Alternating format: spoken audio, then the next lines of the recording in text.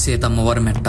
ఇది మన ఆంధ్రప్రదేశ్ రాష్ట్రంలో తునికి 10 కిలోమీటర్ల దూరంలో గోపాలపట్నం అనే గ్రామంలో దట్టమైన అడవుల్లో ఈ యొక్క సీతమ్మవారి కొండ ఉంటుంది. ఈ కొండ మీద మనం చెప్పుకోవాల్సిన విషయాలు, చూడాల్సిన ప్రదేశాలు చాలా ఉన్నాయి.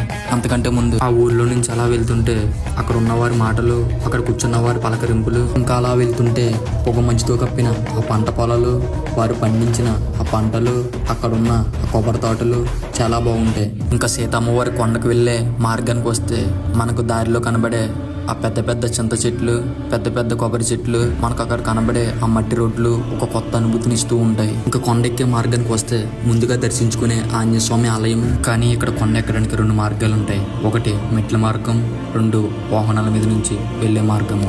ఆ గుడి మెట్లు ఎక్కుతూ వెనక చూస్తే ఆ కనబడే ఆ దట్టమైన అడవులు, మెట్ల మార్గం మధ్యలో ఆ కనబడే వింతైన గృహ, ఇంకా గృహలోకి వెళ్ళగానే కోరికలతో కట్టిన ఆ గుడిసెలు, ఇవన్నీ మనకు కనబడుతూ ఉంటాయి. ఇంకా గృహను అలా చూస్తూ ఉంటే మనం ఒక వింతైన ప్రదేశం చూసినట్టు అనిపిస్తుంది. ఇంకా అలా ఆ కొండకాడికి చేరుకున్నాక మనలో ఉన్న ఆనందం, ఆ దూరం నుంచి కనబడే ఆ సూర్యుడు, ఆ అడవులు, ఆ దట్టమైన వృక్షాలు, ఇవన్నీ చూస్తే మనకు ఒక కొత్త అభిప్రాయం కలిగిస్తూ ఉంటాయి. ఆలయం సమీపం దగ్గరికి వెళ్ళగానే అక్కడ కనబడే ఆ కోనేరు, అక్కడ కనబడే ఆ ధ్వజస్తంభము, అలాగే అక్కడ శివుని ఆలయము, అలాగే అక్కడ ఎక్కువగా పురాతన రాతి విగ్రహాలు ఎక్కువగా కనబడుతూ ఉంటాయి.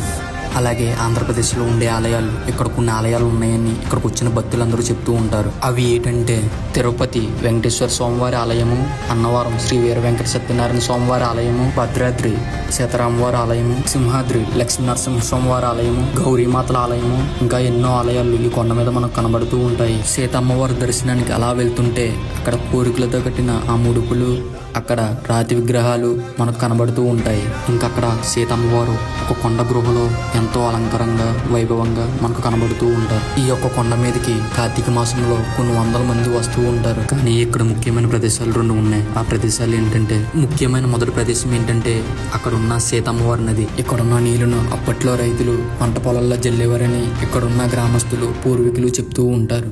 రెండవ ముఖ్యమైన ప్రదేశం ఇదే. ఈ యొక్క ప్రదేశం ఏంటంటే 15 సంవత్సరాల లోపు మైనర్సీ అవ్వని ఆడపిల్లలను ఇక్కడ తీసుకొచ్చి వారిని బాగా అలంకరించి ఇక్కడ కూర్చోబెడితే ఫలితం దక్కుతుందని అక్కడ ఉన్న పెద్దవాళ్ళు, పూర్వీకులు చెప్తూ ఉంటారు.